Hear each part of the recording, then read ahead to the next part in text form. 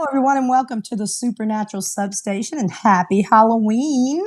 Happy Halloween, Bernadine, my host with the most. Happy Halloween, Alyne. There she is. Hey, our names rhyme with Halloween. How weird. Halloween, and Bernadine, and Alyne. And Alyne. Yeah, Wow. yeah, I'm telling you, That's there's something going on. That's just because my yeah. mom changed that I to a Y. It would have been Aline, and I would have been called Aline. And I still get Oh that. gosh. Well, anyway, welcome to our Halloween show. I have just suffered through and am still having the remnants of the flu. So the last thing it takes after it takes your dignity is your voice. And so it kind of took it. So it's coming back a little bit. So, it's been, Miss Bernadine, it's been a year since we brought this show back on YouTube. And we're not like bursting at the seams. We could always use more subscribers. So everybody listening who hasn't subscribed, please do, because it helps us. But I think we've had some pretty choice shows over the year, some curated guests and some really good stuff. And I think we're going to have a lot more in the next year. But since we launched last year on Halloween, we really didn't get, we're kind of talking about what we had previously done when in our incarnation on the United Public Radio Network. So I thought this year we would get together and talk about just ghost stories, spooky stuff that's happened to us together, stuff that's happened to us when we were kids, strange things, some lore, Halloween lore. I noticed for all you witchy people out there, all these people, I don't know who I'm talking to, but witchy people. This is an incredible Halloween, actually, because tomorrow is the very last of the waning crescent moon for magic. This is, so that would be, Halloween night. I'm sorry. Halloween night is the waning crescent. So tomorrow, being All Saints Day, is a new moon on the very first on All Saints Day, which is the first day of the witch's new year. And the actual middle between, Lammas, which was on the 1st of August, and the decline of the sun, and then the solstice of the 21st in December. So it's a really powerful. Obviously, everybody knows they talk about the veil being thin, and there's a lot of magic going on, and our relatives and ancestors being able to come back and visit with us, and so everybody's kind of. I mean, the general public's probably really aware of those things about Halloween, and whether specific. I mean, we're Catholic. I'm Catholic, so we would when I was little, my mama, my dad's mom, we would always go every All Saints Day. We'd be out there, and Mama would. This is the way she would do it. We didn't go just on All Saints Day. Okay, as soon as somebody went in the ground, like every if it wasn't every weekend, it was like every other weekend. We were visiting the graveyard and putting flowers on the graves. So my mama would go around and she would she would take the bow off of the arrangement that she had left. And there are these, at that time, this is back in the 60s and 70s. And so they were these satin bows, those heavy satin. And yes. nothing seemed to be cheap around there, around that time, at least not with that. And she would go around to where they had discarded the flowers and stuff, and she would take ribbons off, and she would bring them home, and she would iron them all out, and she'd make new ones for every time we would go. And there's always on All Saints Day, there would always be people out there taking care, painting, whitewashing, fixing the plaster, putting new rocks on the graves, the ones that were in ground. And we always had, there was a relative, a cousin, who worked for the Archdiocese at all the cemeteries. And, excuse me, he would already have painted the tombs by All Saints Day. So we didn't have to go out there and whitewash. The tomb would already be freshly painted, which, excuse me, which I found out a couple of times by sitting on the damn thing. Oh. Like every year I managed to do it until my mom would scream at me because I'd have this white across my butt. I'd sit on the side of the tomb while my mom was doing stuff, and she's like, "Oh no, you got the," I'd have the white paint on my butt, So until I got old enough to remember, my mom reminded me strongly to not do that. But so I remember those. I remember doing that, and Dia de los Muertos, the Hispanic or really Mexican side of it, really wasn't. It wasn't part of our culture. I mean, I didn't really find out all about it until later, like when I was in high school or certainly after that, finding out about all those traditions that people did. And it seems similar, but it seems to be a more, more of a cult of the dead thing for Mexico than it was for us. Like, we were just putting flowers on the graves and all, and not leaving food and all that kind of stuff, all kind of offerings and all. That's like one of my earliest memories of visiting cemeteries at Halloween or around that time, and then trick-or-treating. And twice in one night. Then trick-or-treat. Right. Yeah, we'd go, well, prior, the night before. So I would be alive on All Saints Day because twice in one, I remember this one Halloween. It was twice in one night that I almost got killed. Yeah, my brother saved me both times. In fact, over my life, he's actually saved me a few times, which I guess I'll have to remind him of that one day when he gets mad, aggravated with me. I'm gonna say, well, you saved me all these times. Mm-hmm. But I was dressed as a little witch, and I had a hat. And we lived down in New Orleans by Broad Street, which is a big, like, 2 lanes, one way, 2 lanes, the other way, big thoroughfare. Even when I was little, it was a big one. And it blew off, and I went to chase it. It blew off into Broad Street, away from me, and I almost got hit by a car, but my brother grabbed me at the last minute. And then the same night, I'm in the back seat with my brother, and my dad's driving us somewhere. I don't even remember. And the door was, what, you lost me? Can you hear me now? I had lost you. I can hear you now. Can you hear me now? Oh, okay. I'm sorry. I can hear you. The same night, in the back seat of the car, and I was sitting, my brother and I were both in the back seat, and my dad made this like sharp turn to the left, and the door flew open, and I fell out of the car. I was hanging out of the car, and my brother grabbed me by the witch costume, and he's like, Dad, and I'm hanging out the car. So I had a pretty traumatic Halloween that year. I don't remember specifically what year it was, but I was lucky to have made it to the graveyard the next day alive and not dead. Alive. Yeah, and not dead. So, but I mean, there's others. Like there was one, my cousin Tammy. We still talk about this. She was like my sister growing up, and there was this one year we had moved into eastern New Orleans, so out of the main part of the city. But it was like the first year we were out there, so I was still little, and it rained this Halloween, and there was like, you always live in the subdivision where the rich subdivision's across the street. At least we did. It's like the rich people are over there, or the richer, because they weren't the rich, but they were richer. And so it's like, we were ready to go trick-or-treating. It was a big circular around a lake. Like they had a lake, small lake, like a pond, really, I guess. Mm-hmm. But they called it Spring Lake. And you could go in a circle and just hit all the houses and get the candy. Well, it rained. It was pouring down rain. And my mom's like, get in the car. And we got in the car, and she drove us like from house to house. And all these people were like dumping all their candy in our I guess we had bags, probably pillowcases, just dumping it.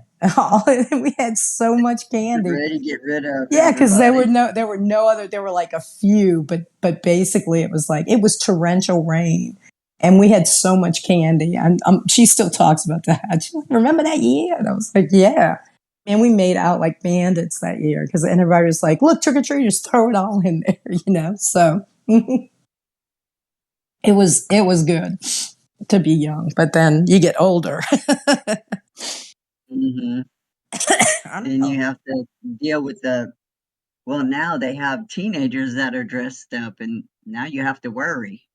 Yeah. And they want all the candy. Oh, Yeah. they'll come back to your house and do stuff. I don't know. I mean, a lot of people, we never get trick or treaters where we live, which is funny because there's a lot of kids around. I have to caveat that with saying they're not kids I would want trick or treating at my door anyway. Mm-hmm. It would be the Charlie Brown experience for them. I got a rock, Yeah, you got a rock. You got an old bird skull that I had. Anyway. That's not to get into it, but neighbors' kids. But no, other than I think maybe one in the last maybe 4 or 5 years ever. One knock at the door because people just don't seem to do that anymore. They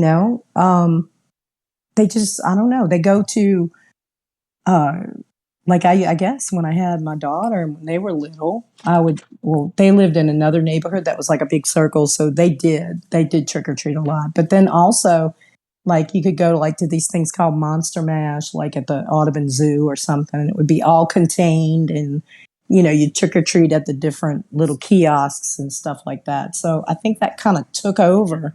The mall, they do it at the mall, the churches. Yeah. Mm-hmm. And I guess it's because it's just gotten unsafe. Dangerous. Well, and I think it's because it kind of at some point it just sort of transmorphed or something into an adult Halloween or holiday. Hey, look, I'm recovering from the flu. I'll get it right on the third or fourth try. Okay. An adult holiday taken over by stuff like the evil clowns and the chainsaw murderers and the Freddys and all this. And, and I can see that. I mean, and my daughter was born in 90. And so even in the 90s, like my nephew and his little friends who were exactly the same age, 6 or 7, you could trust them to go around in that neighborhood where they lived and nothing would happen. Like they go with a group of boys their age and maybe 1 or 2 older ones. And they'd be ahead of you. I mean, you'd eventually catch up to them at some point, but you didn't have to worry about stranger danger in the way that you do now. And that was unique to that area because it was a good area to live in. So there really wasn't that worry. But now it's like that's unheard of. If they're going out, they're 15, 16, they're old enough to know better. But I was watching. There's this guy called Sean Ryan. It's the Sean Ryan Show on YouTube. And I can recommend this to you. Actually, I'll send you the link. And I can recommend anybody who's listening to go watch it. There's a priest called Father Dan Rehill, and he's an exorcist. And he's young. He's youngish. He hasn't been a priest his whole life. He came to the priesthood late, and he was previously a Wall Street banker. So, and he's an exorcist. And he has experiences like he told Sean about 2 times when he saw Satan or Lucifer in person, in the flesh, and has encountered him. And there's a third time he didn't talk about, but I heard him talk about it before. But he said that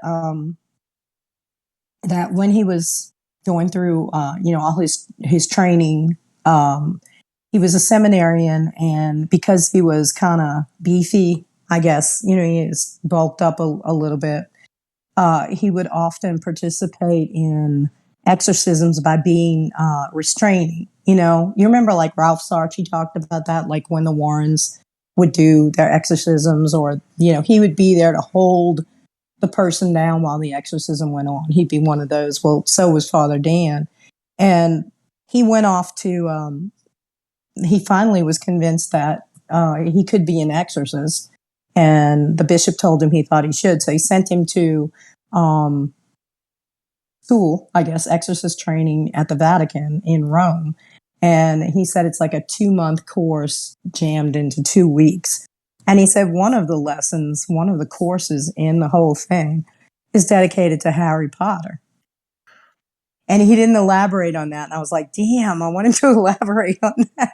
I'm going to try and see if we can get him on the show because I want to talk to him about that. And but he said that the bishop told him, well, the exorcist told him that the Halloween is one of the most dangerous nights of the year for homeless people.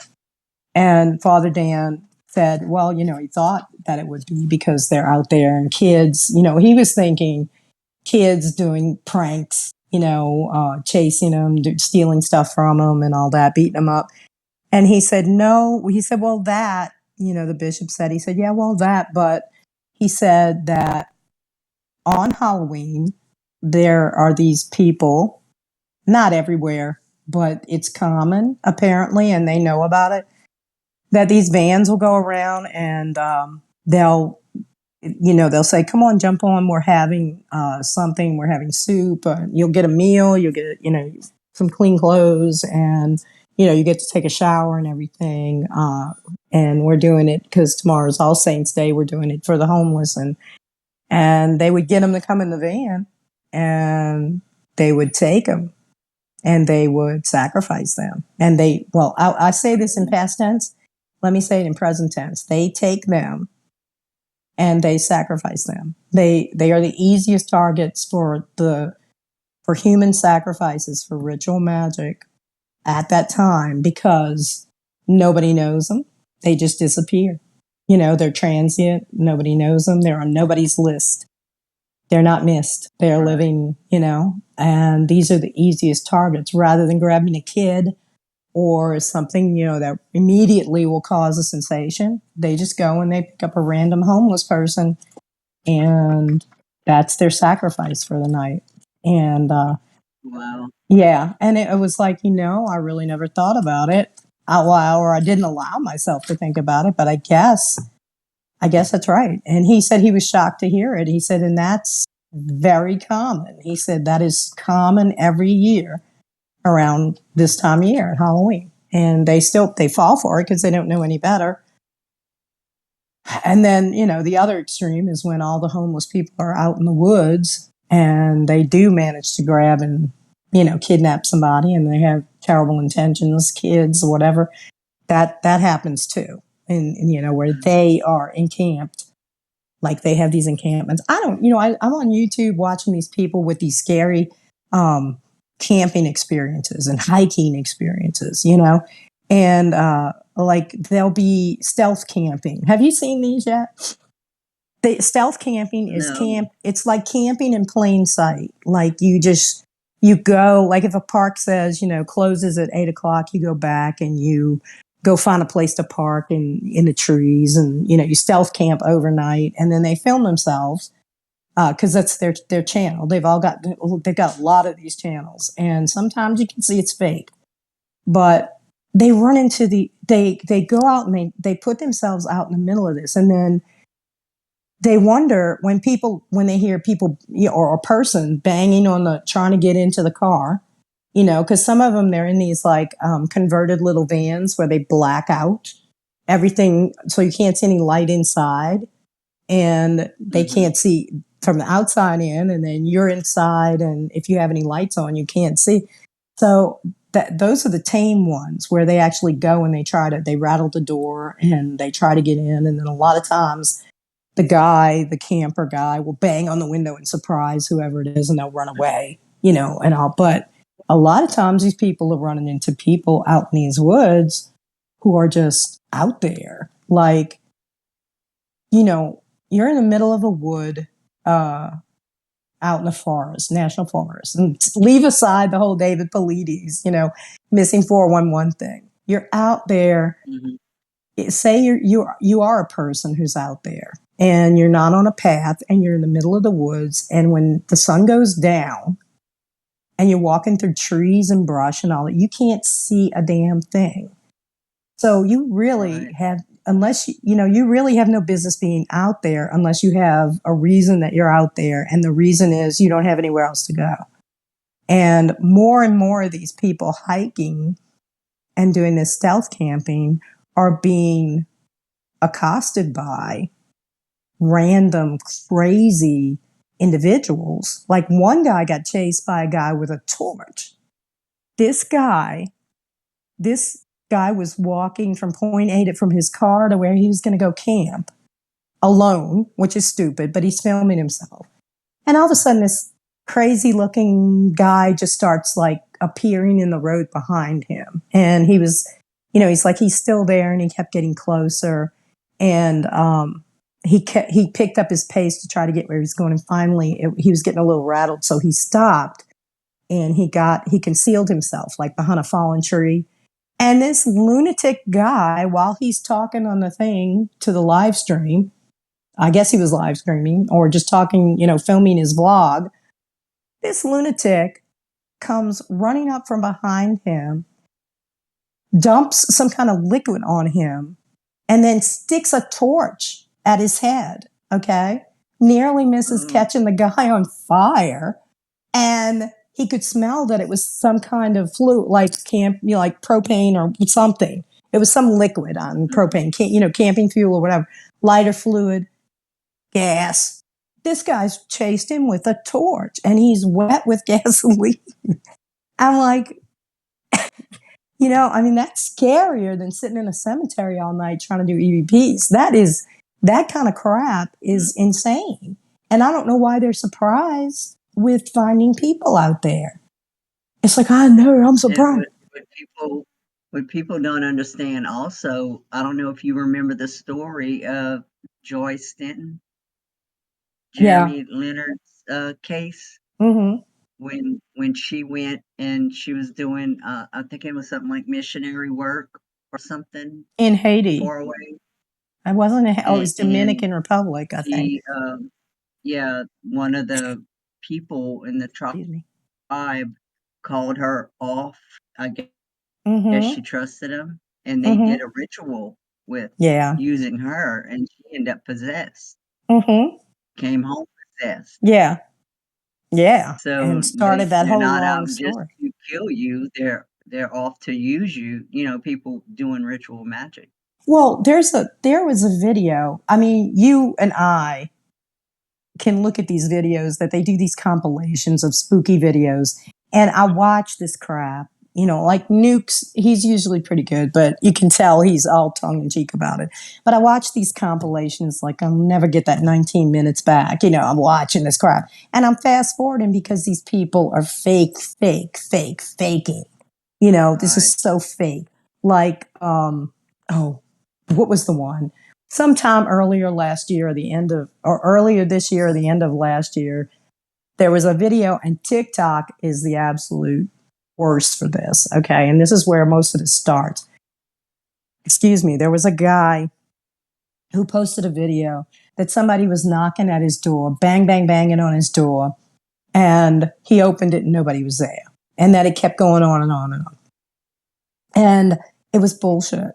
And because I watched the guy named Mr. Gray, it's called The World of Mr. Gray, and he debunks all this crap. And he shows you exactly where they cut the edit of the footage, so that you got to really watch for it. But it's like you can tell it's been cut right before he opens the door. So, okay. All right. So, this one guy, let's say, has this experience, bang, bang, bang, bang, bang. And the other one that was happening at the same time were footsteps coming upstairs or downstairs at people real loud, which I would say is creepy if that really happens, right? There's a spirit coming at you from the basement, and it starts pounding up the stairs at you. Well, that is creepy. But the next thing you know, that's in like, I don't know, some American city. The next thing you know, in freaking Guadalajara, some Miguel's guy, Exposito, Paranormal, whatever. Nothing on the Spanish there. It's just, I don't know. Just take any random title, and it's happening to them. And then it's happening in Croatia. And then some guy in Taiwan. And what do we always say? If the stuff comes from South America or from Asia, And now we have to include the Middle East. It's not real. This stuff is not real, right? And then in the next one was the security guard is standing there talking, having a conversation on closed camera TV, and there's nobody there. Okay. I mean, the thing is, as somebody experienced with paranormal like you or me, that could happen. It really could. You could see and somebody who appears only to you, but very likely not. And then there's a million other examples of it. It's like, oh, all of a sudden, all these ghosts. I mean, what are they doing? They're getting together. They must have like conventions every year, ghost conventions. Okay, this year's agenda, we're going to run up steps and down steps, and we're going to knock on doors, or we're gonna stand there and talk to them and then totally disappear. It's like an insult to intelligence. It's like, how stupid do you think we have to be? But every now and then, there's a real video in there. Every now and then, it's the law of averages.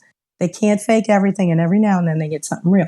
And there were these two women in Kentucky, I think, Kentucky or somewhere around there. And there was an old cemetery, which we always say, if it's well known and has a reputation for being haunted and there's magic, there's a reason for that. So pay attention. So they decide to go and EVP and poke around in this old historic cemetery, like Halloween night, or at least around Halloween. I don't know if it was exactly on Halloween. They go and they're walking around, they're creeping themselves out, right? And they're hearing sticks. They're hearing this. All of a sudden, one has a flashlight and one is filming with the camera, with the phone. All of a sudden, they're panning the flashlight and they see somebody hooded standing over a tomb, like it looks like an altar, but it's a covered tomb. Obviously, there's a slab on top of it. You can't see what he's doing, but he's totally hooded, and you can tell, you still can't see his face. He's completely covered in his ritual outfit. He looks up, though. You see the head move, and they scream and run out of the cemetery. And they're screaming, it's a ghost, it's a ghost, it's the hooded figure, the hooded figure. Well, what do you think the guy was doing in there, Dean? Ritual. Right, exactly. Okay. It's Halloween weekend. And they're screaming and hollering. We're going to go look for something. They find something, which is more creepy than actually a ghost. Okay. Because there's somebody in there doing a ritual. Okay. And they film it and then they scream and they run away. Now that was a real one, but they insist it's a ghost. They're going to go back and they're going to find the hooded ghost and they're going to find this. I'm like, that guy's never going to go back to that. They all seen the hooded ghost at the same time, right? Yeah, everybody. And then people go and then they see the hooded ghost. Well, the hooded ghost, the guy has probably said, shit, I can't come here anymore to do whatever, I'm doing. I need to go find another cemetery. So he's off, whatever. And they're hunting around for the hooded figure in the cemetery. Well, there really was a hooded figure, and he's probably cutting up an animal, or something. I mean, I don't know. But, he doesn't expect you're going to be out there. You want EVPs. He'll give you EVPs, but my goodness. I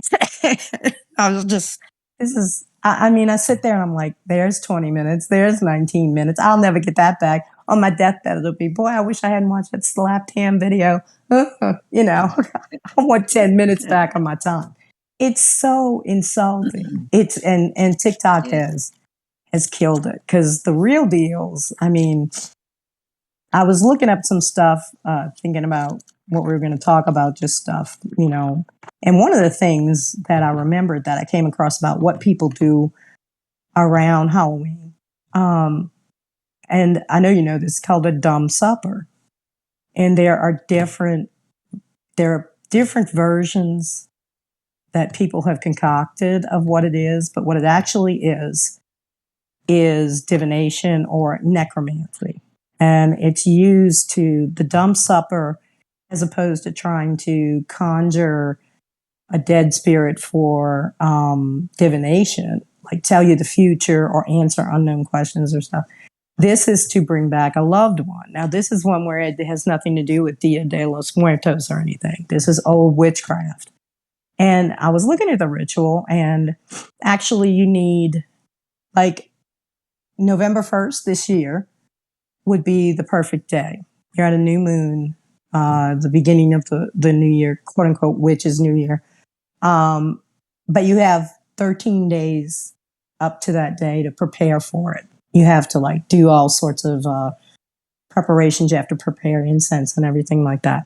But this is the real deal. This is where you prepare a room in your house with a table and a chair and all the cutlery, all the plates, everything, and everything that you assemble in the room, you do backwards.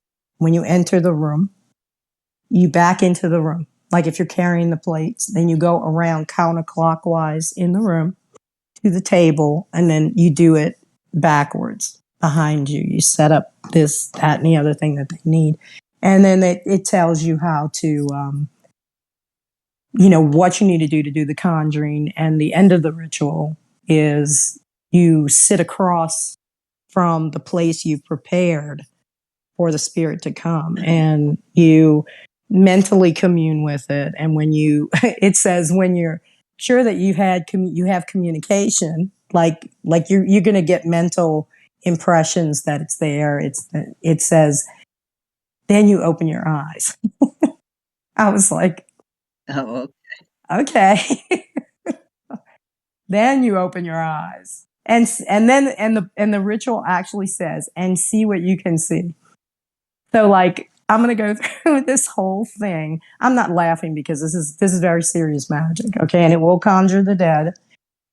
But if you get anything wrong in it, you don't know who that is. And you really don't know who that is anyway. It's very likely a spirit in the form of a dead loved one. But it's classified under love spells. It's necromancy, but it's classified under love spells. And I remember that and it's an invitation. It is an invitation, and there is an additional part where you send them away, and you got to do that correctly too. And then you got to open the room and all this other stuff. But it also takes a toll on you physically, mentally, because there's fasting and stuff involved with it. But yeah, it's an invitation. And they used to be, like in New Orleans, there was this time where somebody was going around, and I know who this person is, okay? And when I tell you, I think you'll probably figure out why I know. Somebody was going around and throwing dishes over the walls of St. Louis number 1 and number 2 on Halloween night, right? So that on All Saints Day, they would discover these broken dishes, and the same people, the person and people that they knew, started spreading this thing that they were having dumb suppers in St. Louis number 1 and number 2. Now, first of all, I know that person definitely knows what a dumb supper is, or should know. And he knew that wasn't what he was doing, but he was causing so much sensation. And this went on for a while, for a couple of years. And I was young, okay, but for a couple of years, people would until people began to look for the people that were doing it. Like they'd go and they'd want to see it. I mean, it never made the news, but it was locally a vibe, somebody's doing these rituals. Next year they'd come, but then it got so much where they couldn't get to the cemetery to throw the dishes over the walls. So it just stopped happening, they left town or whatever. And I'm like, oh my God, these people will believe anything. So I'm not these, but some people will believe anything. But I thought that was really funny. And it was like, yeah, you just get some cheap dishes, and they sat in the trunk of their car, throwing the dishes over the walls of the cemetery and hearing them crash, inside. And then people started to say, oh, the spirits are coming, they're crashing all the plateware. Oh my God. It's a dumb supper. It was dumb. It was dumb, all right, but you know. But anyway, that's a childhood experience that I remember. Well, I wasn't too much of a child, but I heard about it, and I was like, okay. So, but I know you and we're going to talk about ghost stories tonight too, like things that had happened. So, tell me, what's your earliest ghost story experience? What's your earliest that you can remember your experience with a ghost or a spirit at wherever it was? Well, I was probably it was before I was a teenager. I would see shadow spirits, but me and my sister grew up into a home with a lot of friction and chaos and things, you know. Mm-hmm. So that's probably attributed to a lot of the energies there. Yeah. So there's a lot of drama and trauma and all. So I remember waking up quite a few times to like energies waking me up. Like I could feel somebody there, but nobody was there. Mm-hmm. Then we'd sleep with a bathroom light on, and I'd see shadow spirits, but nobody was there. I knew nobody was there, but Mm-hmm. somebody was there. Right. It's hard to explain, but that was my earliest memories. But it was always like a when I feel a bad spirit, it Mm-hmm. like it I feel it in my stomach. Everybody feels it. Well, people that are sensitive feel spirits different ways. Like a good spirit, they'll feel a specific way. A bad spirit, they'll feel a specific way. And when I come across bad, negative energies, I feel it in my stomach like a nausea. Mm-hmm. Even if I'm doing an investigation and I walk across the threshold of a person's house to enter, excuse me, Mm-hmm. and I feel that energy, like I walk across and I instantly get nauseous, I know it's something negative. Mm-hmm. So I have to go out.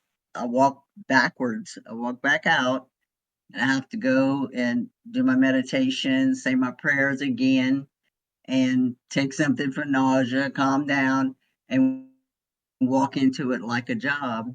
And that way I'm not thinking about it the whole time I'm doing the investigation, and that helps. Mm-hmm. But back when I was a kid, I didn't know all these things. Right. So, yeah, that was my earliest memories of things like that. And back then, we didn't have computers. There was no such thing. So the earliest that I can remember researching anything would be the library, Mm-hmm. the big libraries and the school libraries, which schools didn't have that much on paranormal things, Right. but the public libraries did. So yeah, Yeah, and that was around the that's where I time started. we grew up around the same time when stuff was starting to get Mm, like popular among the general public. So you really didn't have to go look for like, yeah, occult libraries or hidden books and all. So, yeah. And my family didn't have a problem with bringing a Ouija board in the house, and mm, some other family members didn't have problems doing rituals and telling you how to do rituals as a teenager yeah. and doing seances and things like that. So I grew up into around people that did these things. And as a child, you don't have a choice if you're around the people doing those things. Right. So if there's spirits involved or being called in, Hmm. the children in the home are kind of like the weakest link, Yeah. I feel. Yeah. Yeah. And they're going to have probably the worst encounters or the worst experiences. And a lot of times they just don't talk about it. But, Right. I mean, I grew up, my mother's grandmother was a bona fide psychic medium, and she was devoutly Catholic, and she would go when there were deliverances or exorcisms that were done. She would pray. She would be part of the prayer group, and when people on that side of the family died, she'd know about it, or they would come and tell her about it, sometimes in horrific ways. And I talk about that in my Risks Incidental book, real life stories. And then on my dad's side, his grandmother was also psychic, and she was more like a wise woman, I guess, she was Spanish, so it was more like, it was not Persia or anything. It was just, she knew herbs and roots and stuff. I mean, she knew some of that, but she was also psychic, like slightly mediumistic or whatever. So on both sides, I grew up hearing that. But I think I was thinking about it because I'm working on compiling my true experiences into a book. Just my experiences, and here it is. And I was thinking about the chronology of it, and I think these things happened around the same time. And I'm going to age myself with these stories. Now, we lived in New Orleans in a shotgun house, a half of a shotgun double, and next door was a family called the Mauries, and I was friends with the little girls there. I still am. And then where we lived, and a house over, there was another house in between, and the house over was my mama's house. My dad's mother and my papa lived there. But in the entire city block, we had relatives down the other side, and then on the, so we took up like a block and a half. Not every house, but like we could shout from backyards, kind of, or they could. I didn't. But anyway, we were not the first people to live in these houses, and they were old already. These are the old neighborhoods, like around Broad Street. It's called the 7th Ward, but it's the Faubourg St. John. It's attached to that. It's not exactly mid-city, but it's like adjacent to where you go toward Treme and all that. And they still have some of those shotgun houses in New Orleans. Oh, they're still there. Our house is still there. And the only way I can look at it today, any of these houses, is on Google, because there's so much crime. You just simply cannot. None of my houses that I grew up in, none of the houses that I lived in over there can we even go see, because of the crime so bad. But the houses were already kind of oldish. And I knew when my mama finally moved out in the 90s, she had lived in her shotgun for over 53 years. So she was there a long time. So people had lived in the houses before. And I remember my parents rented. I know that it was a rental. And that's how most of it was, on the street. And so when you walk in a typical shotgun, and people who don't know this, the shotgun is called a shotgun because you can shoot a shotgun from the front door and out the back door or the back of the house. You can also. I never thought about it. It's exactly why it's called a shotgun. You can stand with a gun and shoot down through the front door, and the bullet goes out the back door and hits the shed. Or in the case of my mother, if you stand in the doorway of the middle room, and you throw a root beer bottle at my dad, it will go out the front door and hit the car window and break the window and cause him to have to replace the window on the front door, the screen door that it went through, and the car window. Yeah, that was my mom. She was like, and she would be like, "You son of," and she had the perfect, and we were sitting there. We were sitting down watching TV, and again, there's my brother next to me, and we were like underneath where this was going to happen, and he's like, "Whoa," and he bent us down because my mama had turned around and said, she had this perfect timing too. She said, "You son of a," and when she said "bit," she let that thing fly. You'd have admired her. Man, she had an arm. And my dad stepped aside. It was like TV. He stepped aside he stepped to his right, and it went out the door, crashed through the door. So there was all kind of shit that went on. So this house was a shotgun house. And in the first room was the living room. There was an archway, and then that's where my parents had their bedroom. And the door was to sort of like to the left if you look from the front door. And there was another smaller bedroom where we had the bigger TV, because eventually they moved the TV from the front room itself to like the third room. So everybody, we would watch it in there. And there was a twin bed in there. And then the kitchen. And then it led on to a porch, an enclosed porch that had a toy box. They had it was a built-in to the wall toy chest. And to the right, that was to the left, and then to the right was the bathroom, and then out the back door. So it was a typical shotgun, New Orleans style. And so watching TV in the middle room, we'd all get in there. And this night we were watching Rowan and Martin's Laugh-In. This is how old I am. I'm dating myself. But I was laying with my head at the bottom of the bed, so my feet up, toward the top of the bed. And I was right by the door that came into the room from the front. And my brother was there. He was in a chair. My dad was in his chair. And then my mom was sitting up on the bed further up, watching. She was like propped up on the bed. And we're watching TV. And my mom had the bed light, the little table lamp on in the room, the room ahead of us, the room right before there. So it was reflecting on the wall. And the wall, I remember, was like plaster, and it had like this mottled type of, just some sort of texture to give it texture. And for some reason, like I guess a commercial was on or whatever, but for some reason I looked up. People are going to think I'm crazy. I don't care. I was probably about 6 at this time, probably 6, not 7, not that old yet. And for some reason I looked. Something made me look up. And I looked along the wall, and I looked up at the doorway. And you know how they used to have those, and they still have them, those big, giant bobby pins that people would put in their hair? They're like the size of barrettes, And Yes. this bobby pin came floating into the room about, when I think of it now, about head high. So as if somebody might have been wearing it. But it was just a bobby pin.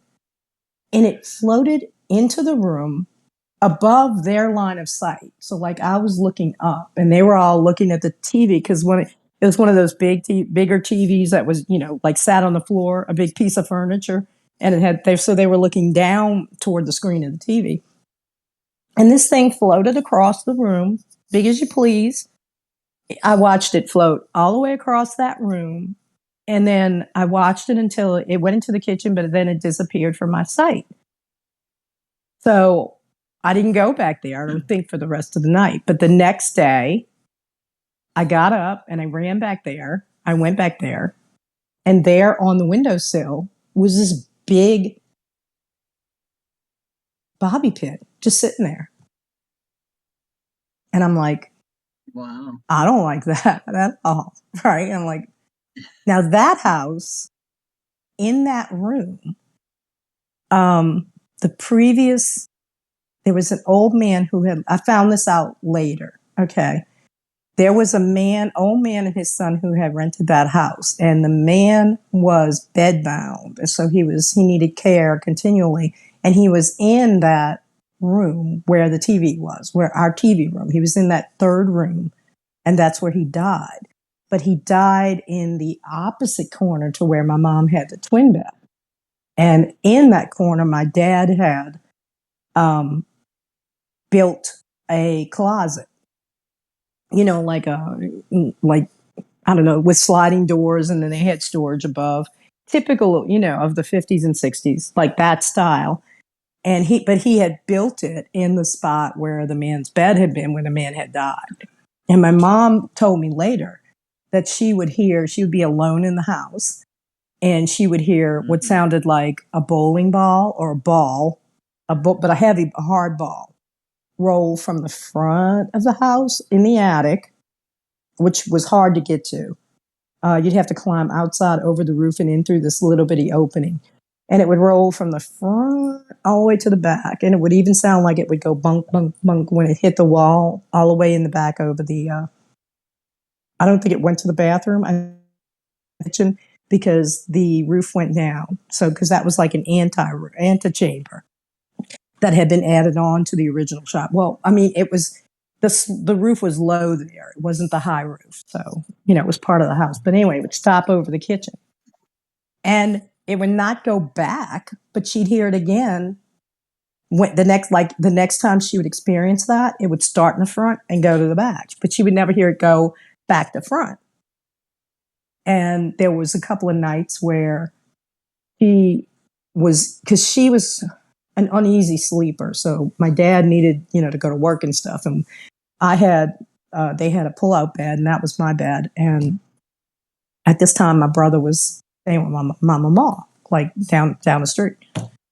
And she said there were nights where she could hear the man breathing, like getting, like when you breathe and you start getting angrier and angrier. And some people do, I don't do that. But, you could tell that it was like, it was like, oh, and she could feel this just total dislike the whole time. And she was, especially if she faced the wall, she had her back to it. That was when it would usually happen. But I didn't know that, because if she'd have told me that, I'd have probably gone to my other grandma's house in Metairie, okay, which was not as old.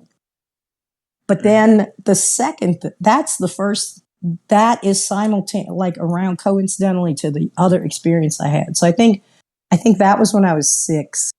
This other one preceded it, but I can't really remember. I just remember them vividly, but I don't remember ages. And this time I was at my mama's house, and hers was a shotgun too. It was same setup, front room. Then the next room was their bedroom, my grandma and mama and papa. There was a door, but her doorway was to the right. So when you went in, and then you could, you'd get to the back of the house by a door that was on the right rather than the left in our house. And then there was a little hall, the bathroom to your left, then a room, which is another bedroom, and then the kitchen. And then she had a porch.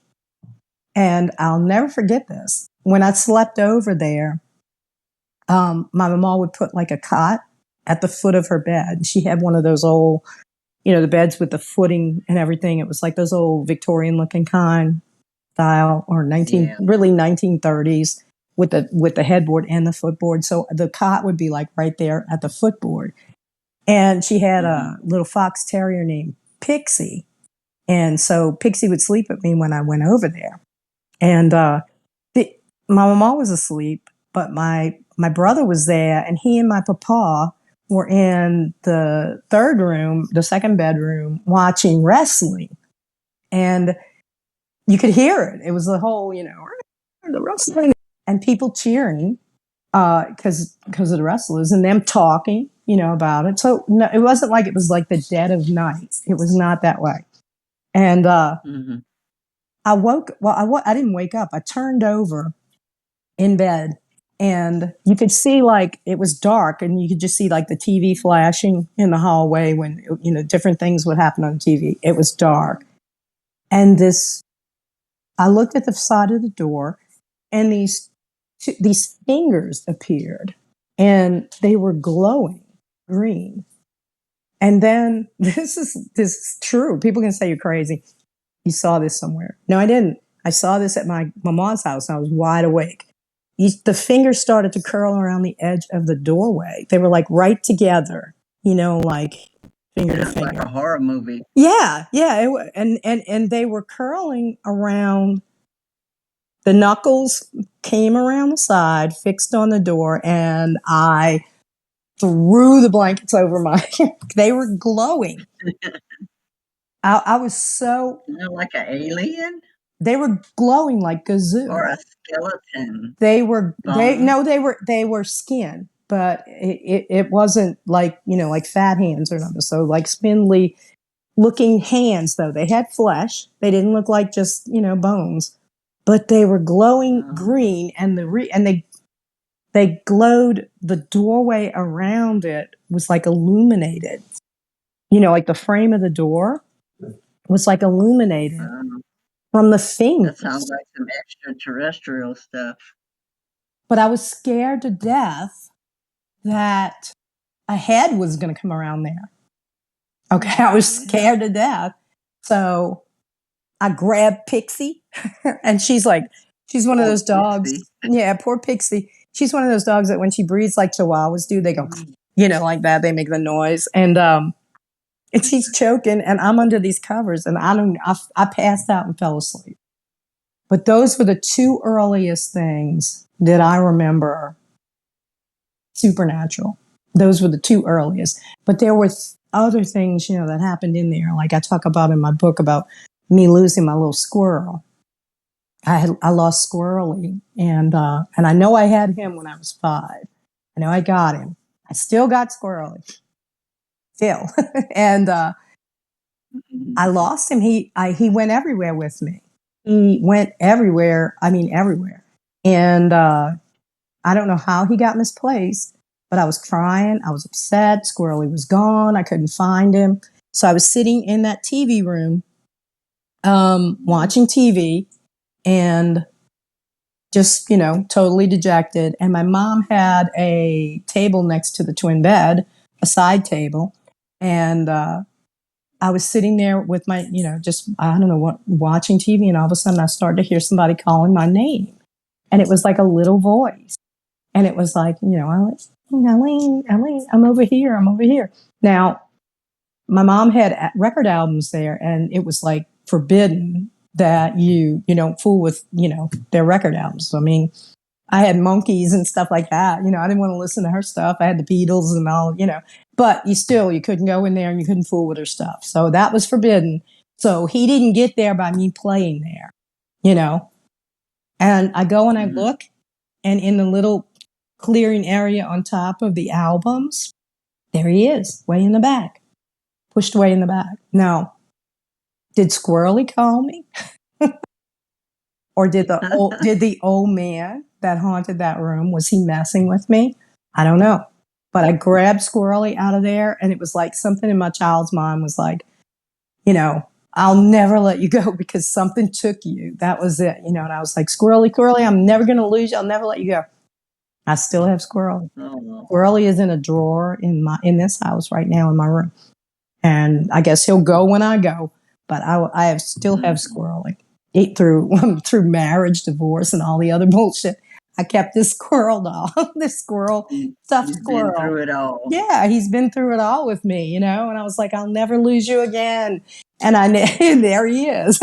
He's still in the drawer because I was in the drawer yesterday. Now, if he ever leaves the drawer, I don't know what I'm going to do, but Yeah. And I'll be freaked out.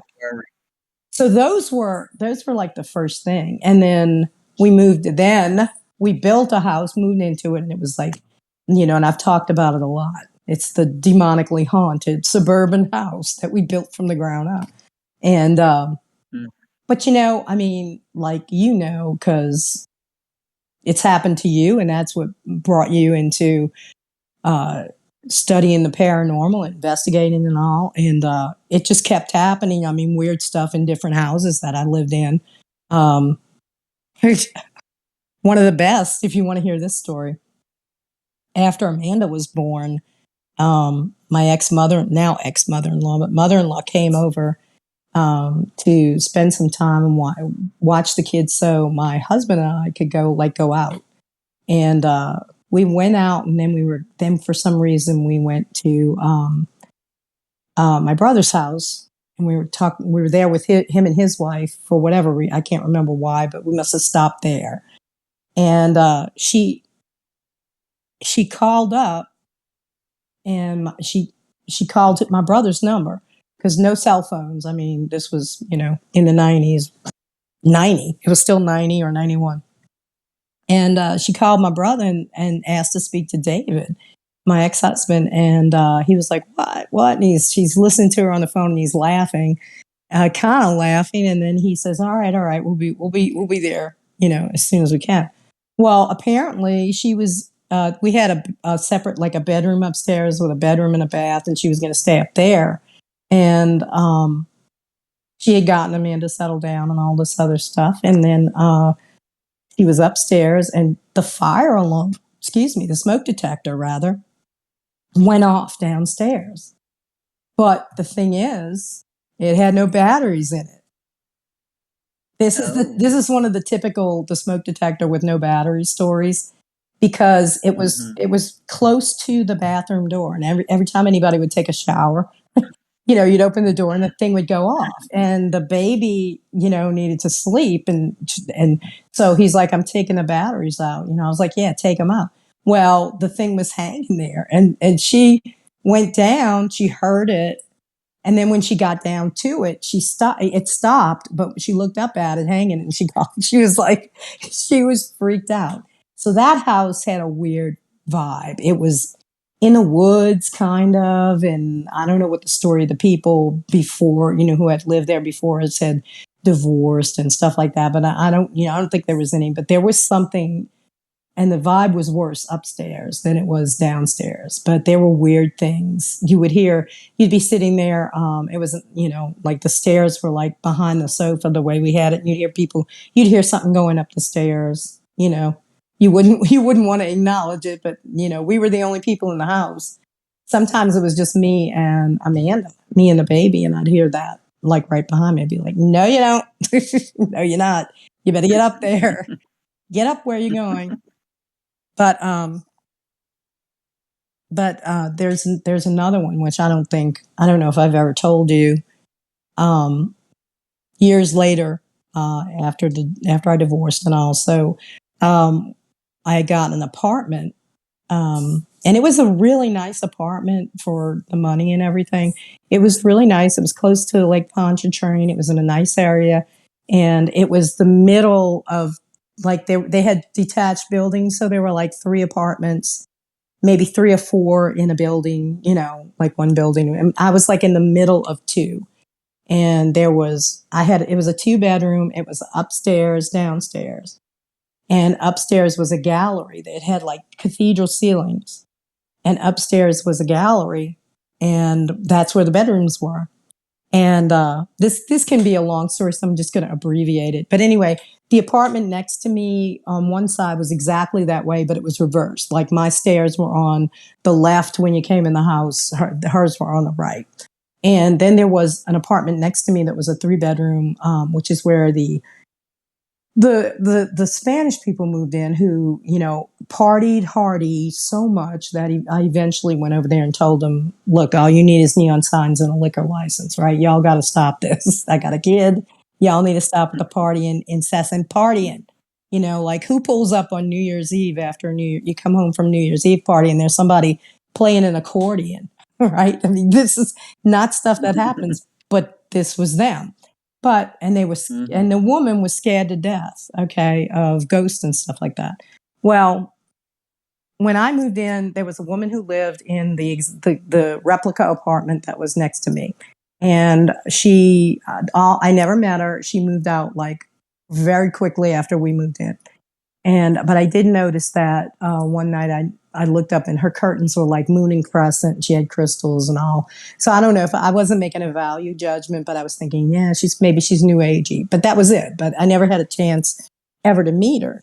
Well, this couple moves in with a little kid. They had a little girl who was like 1 or 2 years old. And so I started talking to the woman, because the guy would work nights. He worked for a big box store, but he was a night manager. And so I would talk to her and stuff like that. And she would come over and, instead of being lonely. Well, she began to like confide in me that there was stuff going on. All right. And the first thing she told me was that she had bought a bag of potatoes and that it had gone missing, that it was gone. And I was like, gone? What? Somebody took it? And she's like, something took it. And then she began to tell me. She was hearing whistling. She was being watched while she was in the shower. She'd go upstairs. She'd come back down. The faucet in the sink, the hot water was steaming up the whole kitchen because the hot water faucet was wide open. she began to hear then her daughter didn't want to sleep in the room that she was in, so she ended up switching bedrooms out. And she would hear her husband coming home at night. And I know you've heard this before from people. She'd hear him open the door, put his keys down, walk around downstairs, and then come up the stairs. And she'd expect to see him at the door, and it wouldn't be here. And then a half hour later, he would come home. So there was something going on in the apartment. And one night, I hadn't found out yet about the people, the past of it before the woman. And there was one time where it was getting pretty bad. It began pushing the child. It began like it pushed the child down the bottom 3 steps of the stairs. She was coming down the stairs, and then the girl said it looked like she just flew. So it was pushing her. It literally pushed the child off the steps. It was doing stuff like that. It was getting more and more violent, and more active. And for some reason, the Spanish woman over there was beginning to have activity over in her house. But I didn't have anything that I knew of, right?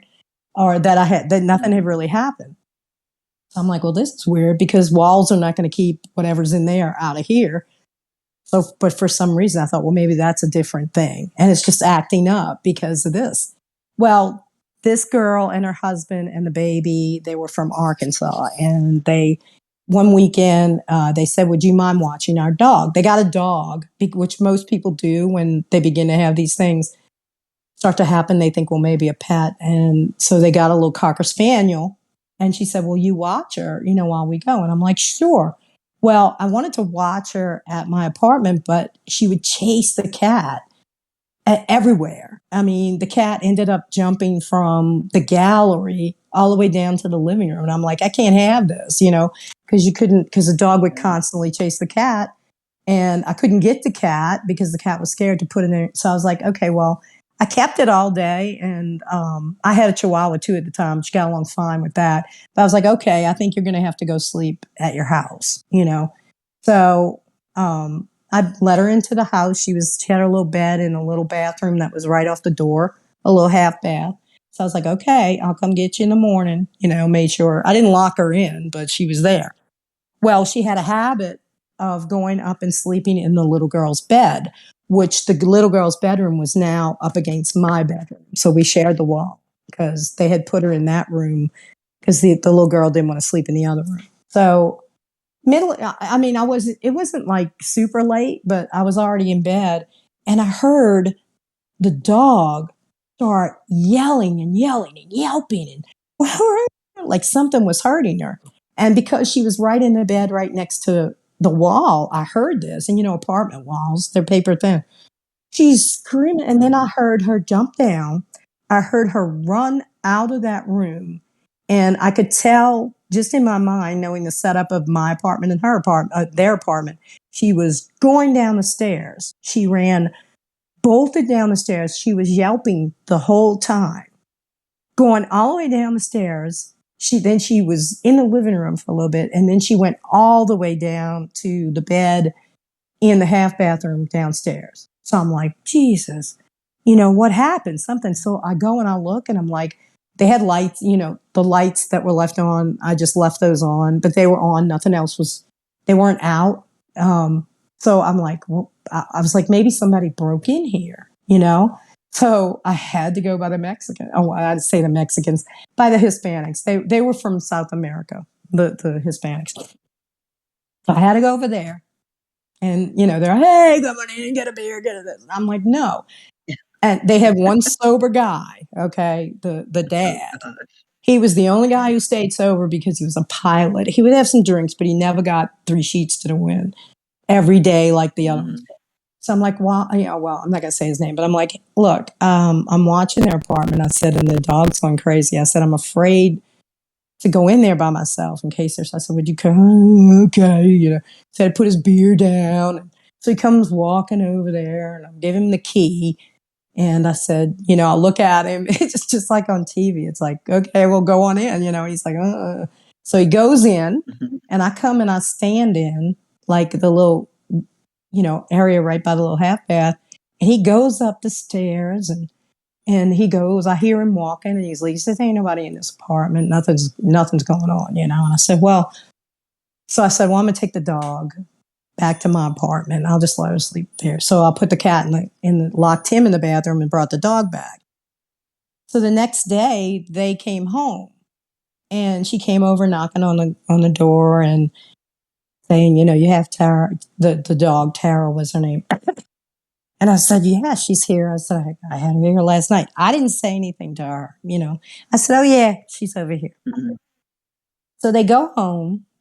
And a little while later, she comes back and she says, did anything happen? And I said, well, something happened. I don't know, what it was. I said, I can't tell because I wasn't in the apartment, but, something happened that scared the dog really badly. And she says, well, I know something happened. She says, because every picture in her house, every piece of art, every picture with the kids, everything on her walls was sideways and all pushed in the same direction. Sideways, like to the left. Like you go up to a picture and you push to the left and it stays like that all the way down the stair, all the way. She says, not only that, though, the pictures inside were off. Like the pictures themselves had been affected. Mm-hmm. So they were like tilted or that way. Like it had affected the pictures in the frames. So I went over to see and I'm like, I have no, so I had to tell her what happened. I said, this is what happened. The dog was frightened. Something scared the hell out of this dog. And Walter looked and blah, blah, blah, blah. Okay. So, she wasn't happy with that. And not long after that, they were going to move because things were just getting. So in the meantime, there was a couple that lived behind them in another building and they had been there for a little while. I asked around like who had lived around longest. So it ended up being this couple. I went over there and I was like, I know there was a woman living here. I said, but who lived here before that? Do you know anything about that? Well, here was the story. There was a woman who lived there with her son, and her son was a wounded veteran. And he was in a wheelchair, and he was confined upstairs. I don't know how or why this happened, okay? He was confined upstairs, and his mother was elderly, so he seldom got down the stairs. She did. She went up and down and took care of him. And he was in the room that was adjacent to my wall, where we shared the walls. And he was very angry, very upset. I don't know, apparently they were going to try and do operations to correct whatever happened, but he was paralyzed from the waist down. And he tried to commit suicide with a rifle that didn't kill him, okay? This is the worst part. He tried to kill himself. He blew off a good bit of, I guess his head. But the bullets from the rifle went through the wall into my apartment. And there was a spot on the wall that was a big, bad patch job. And I had to put a picture over it. And there was this big, bad patch. I was like, okay, who did this? So I put a picture over it. But the bullets had gone through the wall. But he had not killed himself. He had not died there. They came and they got him. They had to carry him down to the ambulance. And he died on the way to the hospital. And this guy was angry when he died. And then to do that, and that was in the room where the little girl was now sleeping, where the dog was sleeping. And this was and the creepiest thing for me, other than finding that out, shortly after that all happened, I was coming downstairs one day. I was walking from my bedroom down these stairs, and it had the metal railing and all. And I looked at the wall, the far wall, which was of my living room. But like I said, these walls were 17. It was a cathedral ceiling. It went up 17 feet, way above where anybody could reach. And the gallery did not go all the way to that wall. Okay, it only went to the bedroom, and then there was like, these old 70s apartments or 80s apartments. That's what they look like. And there on the wall, way out of anybody's reach. I couldn't have done it. Nobody else could have done it. I would have seen it because of the way the light came into the apartment all the time. If this was there before, there was this huge scratch, claw marks in a big arch, like from right to left on the wall. I was like, you have got to be kidding me, right? These big claw mark on the wall. And I was like, no. I'm like, again, no, you son of a bitch, you ain't staying in this apartment. No, you're not. And he didn't. Remind you of those big fingers that you seen when you was a kid? Yeah, I guess. But no, these were grooves in the wall. I'm like, who did this? I mean, I could think, well, maybe somebody fell when they were doing, but it was not there before. Okay. It happened after that night. And then I saw it, and it was like this angry slash of whatever. Now, the other thing, after they moved out, and prior to, which I didn't say, after that woman moved out and nobody was in there, I used to hear the cabinets opening and closing, and I hear people walking around. But I just thought, well, they're showing the apartment, to somebody. It was random, very random. You'd hear. So I was like, well, somebody's in there, they're painting or whatever. But after they moved out, and I knew they weren't showing that apartment because they hadn't painted it or anything, there was banging around. The cabinets were banging around. You'd hear the water going on, you hear the water going off, and you'd hear people walking up and down. And I'm like, But the best part of it, everybody, is those people that were such a pain in the ass to everybody in the complex. Apparently this guy, the ghost of the dead guy, had a big sense of humor because he went over there. Okay. He wanted to go by the partiers. He was over there. He was over there so much and aggravating those miserable little kids that they had that they were all sleeping in the same bed with their mother until their dad, he would like work shift work, like 2 on, 2 off, 2 weeks on, 2 off. And he'd come home and kick them out of the bed. And they'd sleep downstairs. They were too scared to stay in the bedroom. I'm like, I'm like, That well, sounds like a typical ghost you can go, story. you can go haunt over there all you want and tamp down the party and all. Tamp down that party.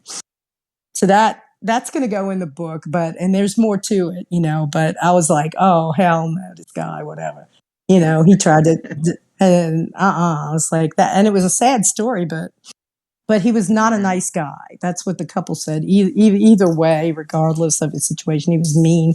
He was mean to his mother. He was horrible to his mother.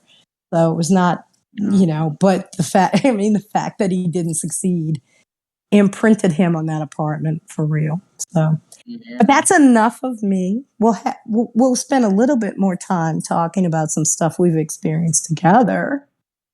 I know you were talking about the Johnny Thunders investigation that we did at the St. Peter Guest House earlier. Yeah. Mm-hmm. That was interesting. I know it's called something else now, but it was the St. Peter Guest House. Is it? Yeah, I think it's something Inn, maybe the St. Peter Inn or something like that. I'm not sure. But yeah. So you want to start or you want me? Well, we had a lot of activity for such a small room. Yeah, we definitely that room did. Was the smallest room I think we've ever been in. To have so much, things go on over there, you'd have to tell the backstory to Johnny Thunders because I don't remember all of it. Mm-hmm. Yeah. Well, anybody of who he is. Well, anybody who grew up like in the 70s, like I did, and you did, you were a couple of years behind me, a few years behind me, but you might remember the New York Dolls.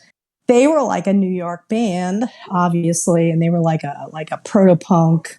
They played the whole circuit, and again, you may hear my dogs. They played the whole circuit up in the Bowery and everything in New York. I was like up at the top echelon. Led Zeppelin was my band. ELP was my other band. Pink Floyd was my other band. I was way up here.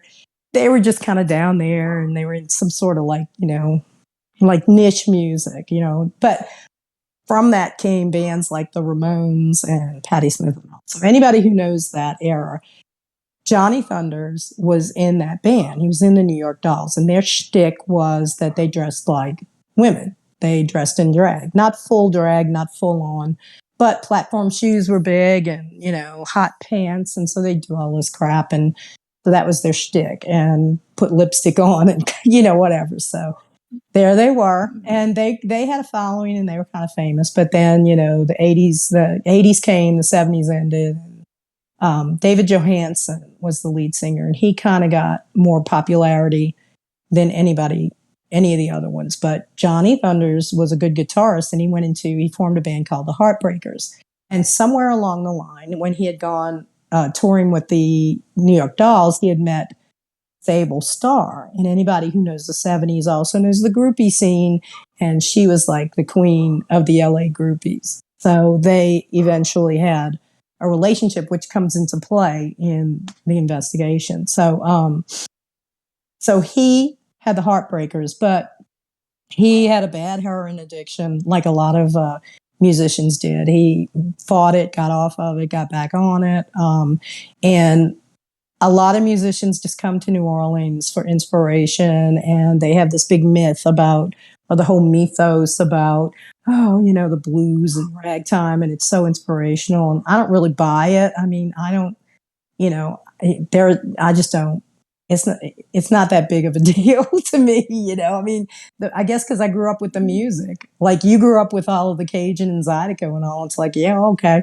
Well, I grew up with all like the Neville Brothers and all this funk and all that. But they would, musicians from other cities they'd make this like it's a mecca to come down here and play with some of the artists that are down here. And he came down here. This was I want to say it was 94. I don't have something like that, 94 or something. He came down here. He had just like starting another band. He was putting a band together with some musicians from New Orleans, and he stayed at the St. Peter House guest house or bed and breakfast or whatever it was. I guess it has more rooms, so it's kind of like an inn. It has more rooms than just the ones we stayed in that are more like hotel, but it's further down.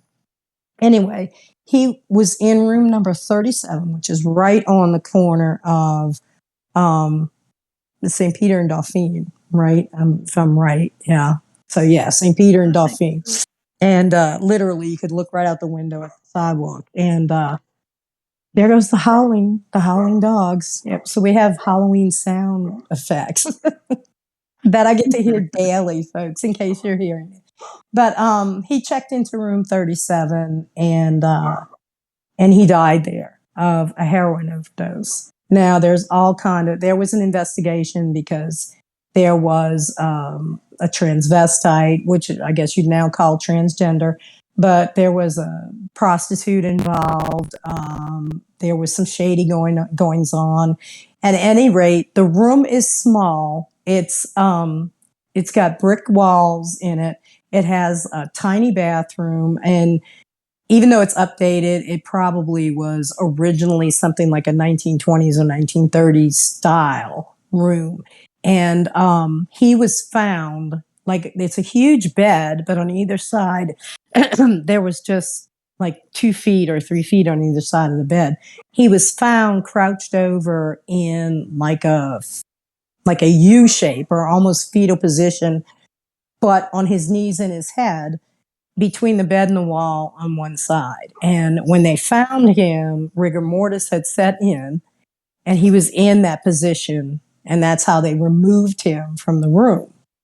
And so, because this is New Orleans too, okay, they were like, well, what are we going to do? So instead of taking the man, the dead body, and laying him sideways onto the coroner's stretcher in the bag, they sat him straight up in the bag. I remember reading this. He was like in the up position, so up instead of like on his side, which was more respectable. He's ass in the air, going into the ambulance, dead.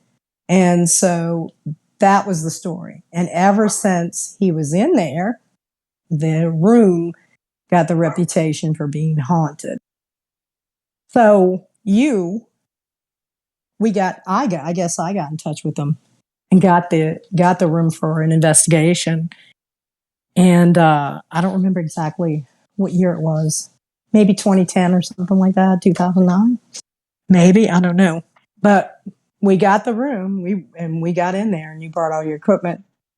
And it went kind of weird from the beginning, right? Like as soon as we were packing stuff in. Yeah, we were actually doing a radio. We were guests on a radio talk show that night, late night in the Midlands, I think it was. Yeah, Michael Vara's show. Mm-hmm. Michael Vera's show. Yeah. So we were waiting on him to call, and I think the call wouldn't go through the front desk. Yes, yeah. Is that Yeah. what it was?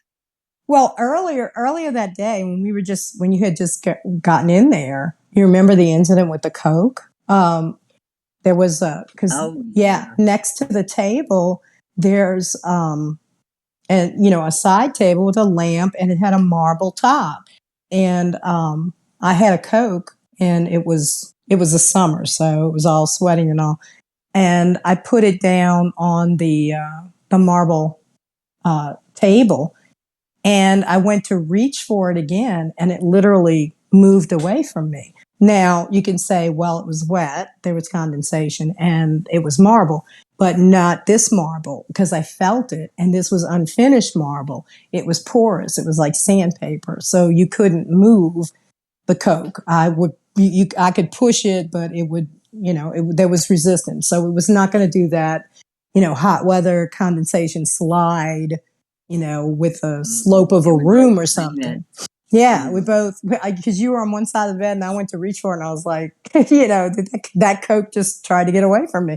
Well, that was like the indication that, okay, so apparently, what I had heard was that he liked to mess the ghost, which I assume, which was Johnny at the time, sometimes, liked to mess with people and their stuff.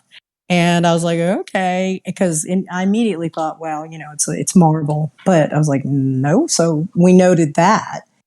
And then the hotel operator, or the whatever switchboard or the desk closed, but there was somebody who was staying at the desk waiting for the call for the show from Mike Vara.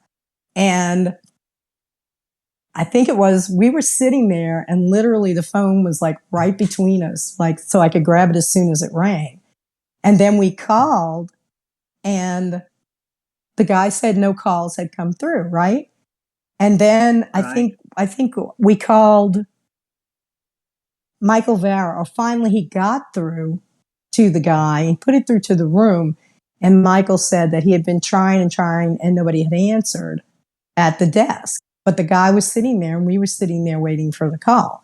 So either way. And then what also happened was he did call, he did get through, but the guy at the desk kept trying to transfer the call, but we couldn't get the call. So this went on for like 15 minutes of, and so by the time, it was a gay guy too, he was gay.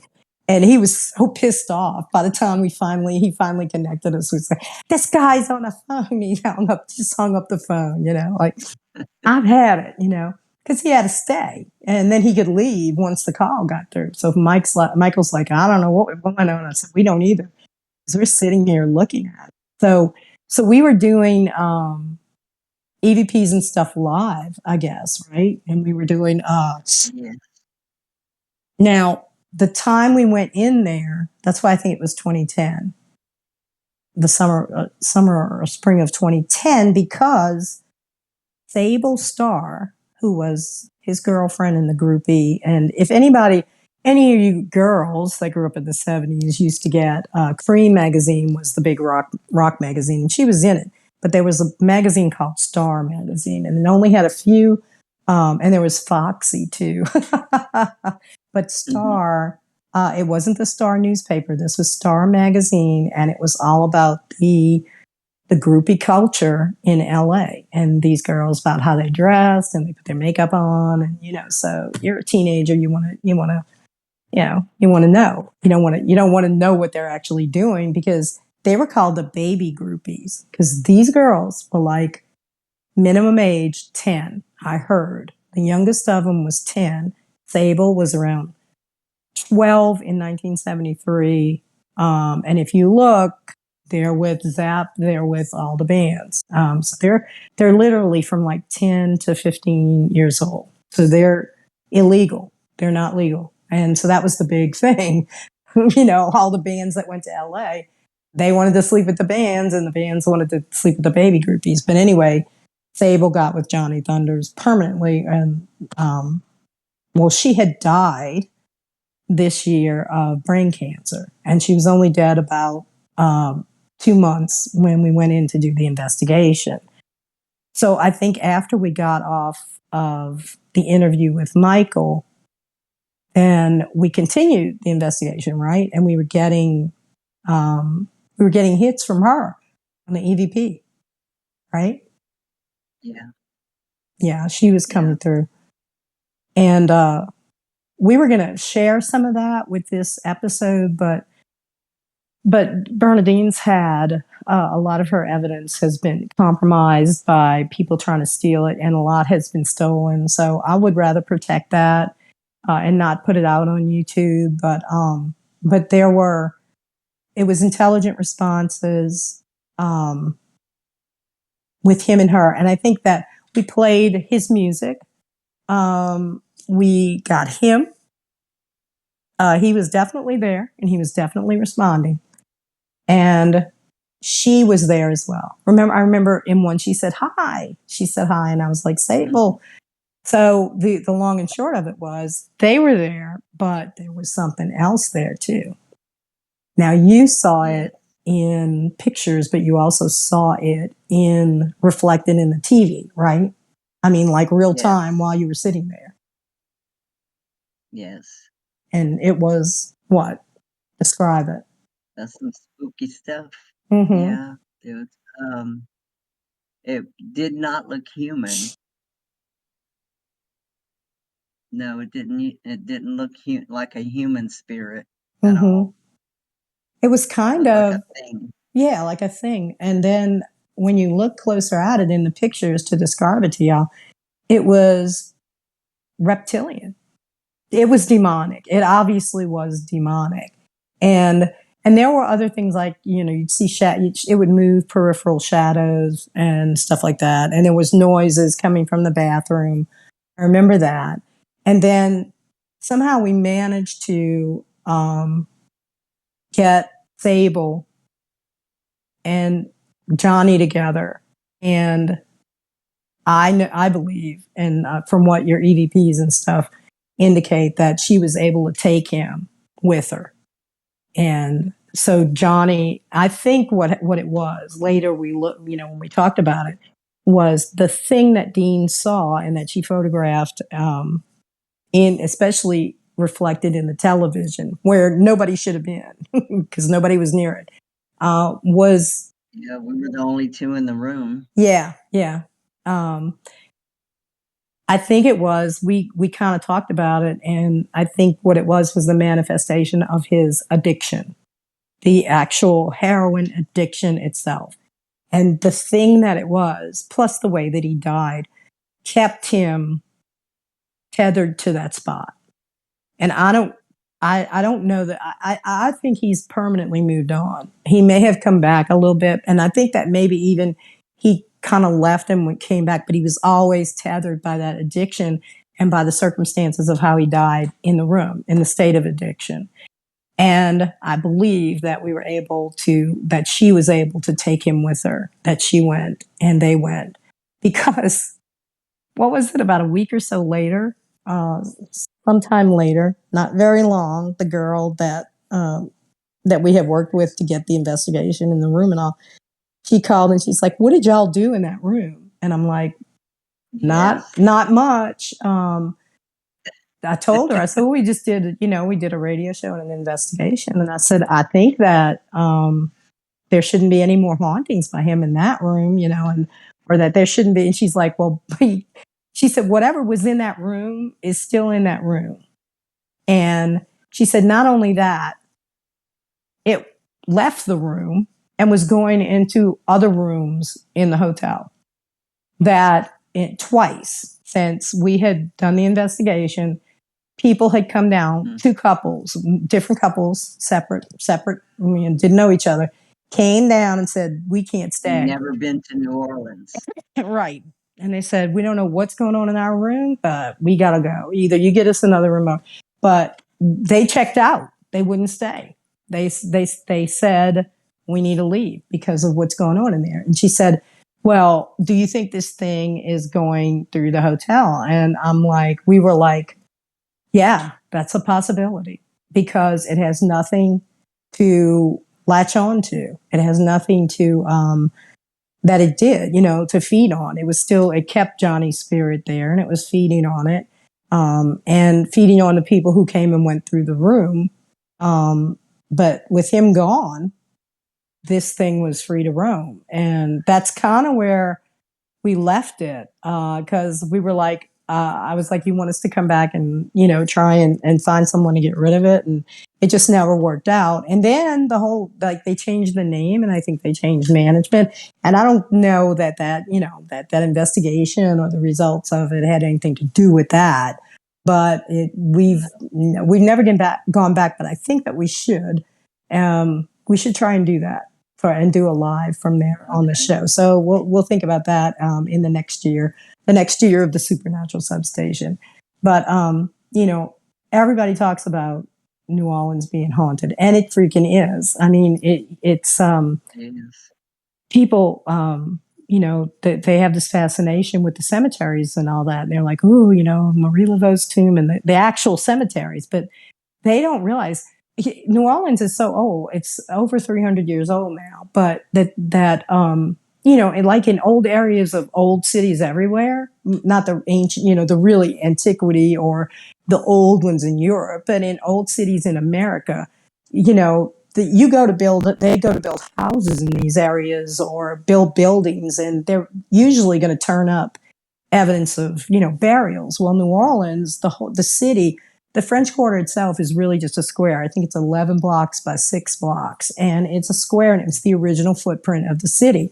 And they had cholera come through here, yellow fever, malaria, they had plague, they had scarlet fever, they had all the diseases that go with the wilderness, plus some that they discovered here, and people would die in masses and they would bury them in mass graves. And if you look at a map of New Orleans, at one time they buried them along the back shores of the river. So years later, graves were turning up on the river. When the water would go down, then they'd expose all these graves. They have St. Jude's, which is called the mortuary chapel, which is where they used to bury and, or they used to pile up the yellow fever victims and then bless them and then bury them in pits adjacent to St. Louis number 1 and number 2 cemeteries, or further out if the city had grown by that time. But there are areas that there are houses and buildings on that there are dead people underneath it. And you're not going to know because these buildings are historic locations now. And unless there's something wrong with the foundation, nobody's going to go digging underneath them. But the Ursuline nuns, they have their enclosure. If you look at it, everybody believes the casket girls. Oh, the vampires of the Ursuline convent, which is, it's Halloween. So yeah, it's true. It's true. But they had their walls enclosing their garden and everything. And they also had where they buried their sisters, but they buried their servants elsewhere outside the walls. And there are buildings over the whole entire area where those servants were buried. Now that's right there nearby. I'm not going to say exactly, but nearby. Okay. And then across across Esplanade, adjacent close to Bourbon in the area that's now called the Marigny, but wasn't at that time, was just woods and bayou. There was a criminal burying ground over there, but there are houses on top of that area that you You can't excavate. You can't get under it. Now, every now and then they'll be fixing, and there's the old St. Peter Cemetery, the actual St. Peter Cemetery, which is across from the St. Peter Guest House, but now covered by building. That was the original cemetery in that block of everybody who died in the city, and they buried them there. And they had excavated them and moved them to other burial sites. You can't get everybody. You never can. There's just no way.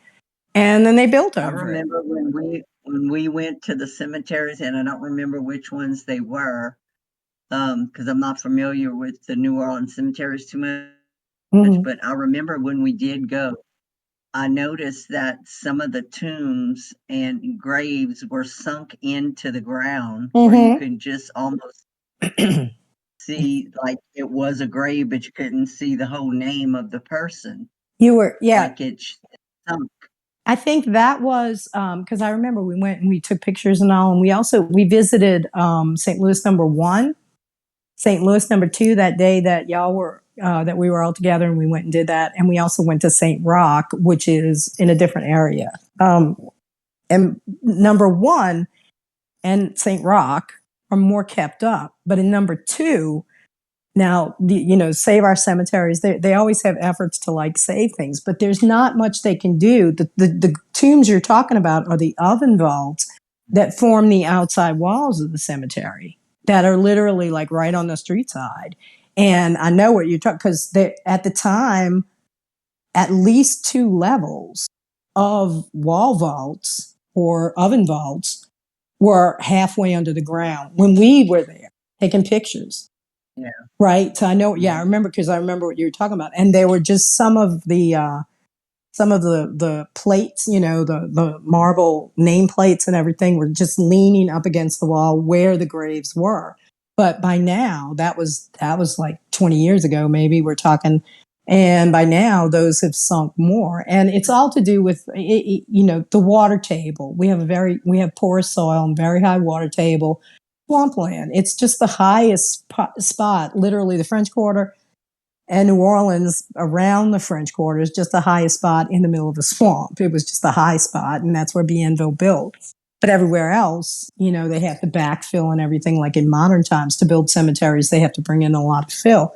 And that's what caused people, because of the water, the high water table, that's what started the tombs and the oven vaults and everything. And ideally, the bottom vault of an oven vault is just to receive bones.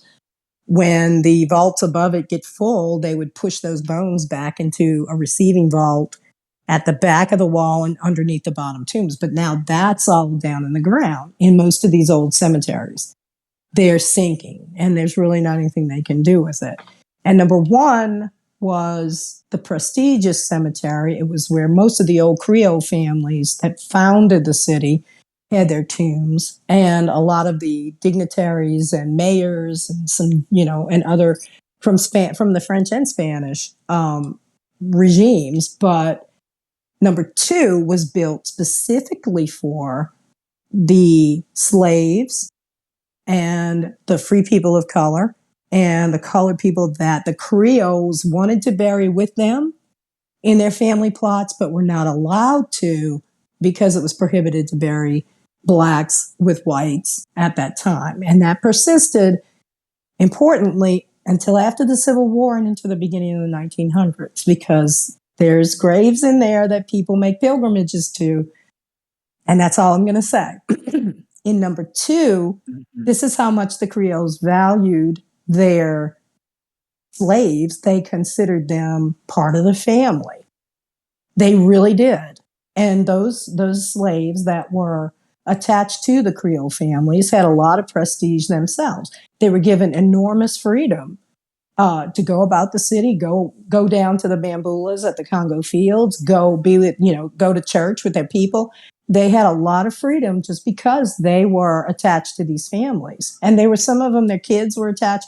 I mean, generational, so that these people children were raised together, and they wanted to be together in death, but it was prohibited. So St. Louis number 2, the whole reason it came into existence is because those Creole families could not bury their beloved, we have to call them slaves because they were property, but they couldn't, what they considered members of their family. with them. So they put them as close to them as they could. And, you know, people come and they criticize and they say all kind of stuff. That is why that cemetery's there. If they could have, they would have put them in number one would have just grown as a bigger cemetery. But they had to build a separate cemetery to put them in. And so that's how that all started. And, you know, there, unfortunately, the care is not as kept up as it is in number one, because number one's got mayors like Dutch Morial's up in there and the Glapion tomb and, you know, all these bigwigs and or people who think they're bigwigs. And so everybody's keeping up those tombs. But number two, you know, they literally have to have fund drives and stuff for people to go in there. And, you know, it may be better now. I haven't been in there in a long time because the crime is hellacious and terrible. And it's not worth risking my life over something I've already seen that, you know, but it may be better because they've made efforts like they did with Holt Cemetery, which was a pauper's field. But that's how that all started, you know, and just over time, it's just sinkage. If they're not shoring up the bottom, then they're going to sink, you know, and that's just natural in the city. Now, there are other famous cemeteries, you know, Lafayette Cemetery up in uptown by Coliseum Street across from Commander's Palace is well known because Anne Rice basically made it, you know, the domain of Lestat. When she was, you know, in the book, they have to go stay in a tomb in Lafayette. And she liked it. She even bought part of it, I think, and restored it. But that goes on to, what's the other thing? Vampires. Vampires of New Orleans, right? Yeah. Excuse the real me. vampires. Mm-hmm. Well, I see this. I see a lot of it all the time on on YouTube. It always comes up vampire stories, and they do always want to talk about the casket girls of you know. And like I said, it's Halloween, and I'm not going to blow up anybody's fantasies about it, but you know, there are vampires down here though. After Anne Rice. After an interview with a vampire, I think was circa 1978. At least that's when I got the paperback in my hand. I remember that. And after that, it took a while. I mean, it made an impression on the impressionable, like the goths, the proto-goths, or the kind of gothic community, what became the real goth community, quote unquote, New Orleans. So they were already there. People who, literary people and all. But it took a little while for it to once it got popular worldwide, then it kind of set off the quote unquote vampire culture of New Orleans. But like New Orleans always had vampires. There are stories that go, way back. I mean, there's a woman, which I wrote about. I wrote a story based on the kernel of truth about one of the oldest vampires known to legend here. And she was called the Bloody Lady. And she was out, allegedly, on a plantation out in St. Bernard's Parish, which is out going past the city eastward. And there were plantations there that were worked by oxen. And they were called the oxen lands, those areas down there. There was a vampire, well known before any other of the male vampires that haunted New Orleans. And I wrote about him in a story a long time ago, and he was called the Beast Ramon, or Ramon. And there's like conflicting lore about him, whether some say he was Cuban, Hispanic. He's always Hispanic. He was Cuban, or he was like traditional Spanish, like European Spanish, Andalusian. So there's like two schools of thought on him. And I wrote the story about him based on, him having come from Cuba, because Havana was a big port in relation to New Orleans. There was a lot of economic traffic and just traffic, commerce and everything. And so I wrote a story about him. That was in the end of the 1700s, supposedly when he was supposed to have reigned or lived in New Orleans. So vampires go back, but Anne Rice hit, and all of a sudden, everybody knows. Everybody knows, and in the 90s, everybody took it real seriously. Excuse me. Everybody was into it. There was a whole subculture that just popped into existence like overnight. Boom. I guess it was all the people who were itching to be goth that just decided they were just going to be, Lestat and Louis and all this other stuff. And the whole thing. I mean, they had bars and they would all dress that way. And it was in conjunction with the whole goth thing and the death metal cults and all this other stuff. So it was like converged. And so out of that, you began to hear a lot of stories. Like you'll hear the haunted tours talk about the body that was left on the steps by Ursuline Convent. But there were a lot of stories of bodies left hanging from rafters in French Quarter, buildings that, just never made it to and were never solved, drained of blood. There was stories of rituals in cemeteries that went bad. There were even the stories of vampires who were harvesting organs, and they worked out of the Hyatt Regency Hotel next to the Superdome. So you had it from, from lowest to highest, there were all these stories and there were all these bars, and it boomed for a while and then it kind of waned, but there's always like this steady baseline of vampires and the whole thing. And this weekend is the big Endless Nights Vampire Ball. There's a witch's ball, and then there's the Endless Nights Vampire Ball. And we've been there. You and I have been to it. Mm-hmm. And now, the one thing I can say about them, and not the hangers on, but the actual core group of people that surround the guy who founded it, is that they're deadly serious. Now, I don't mean that, maybe deadly is not the right word. They are very serious. They take, because I don't mean to imply that death is at all involved in it. If it is, I don't know about it. But they take it very seriously. The entire thing is constructed around a coven. The founder is the leader of the coven, and these balls take place really all year long in different parts of the world. France, there's one in Berlin, there's one in Paris, there's one in LA, there's one in New York. They're all at Miami. I think they're all over, and they're all connected. And there's a whole culture behind them. And now the original people are getting along in the teeth, okay? And I don't know about immortality and immortal vampires, so I can't say whether nobody's aging, but it looks like, at least insofar as the founder, the guy, he seems to be moving along like the rest of us mortals, So, but we experienced an interesting thing, Dean and I. We were with some people who were down here wanting to interview, let's just say, some top-ranking vampire, and involved with who was going to be at Endless Nights.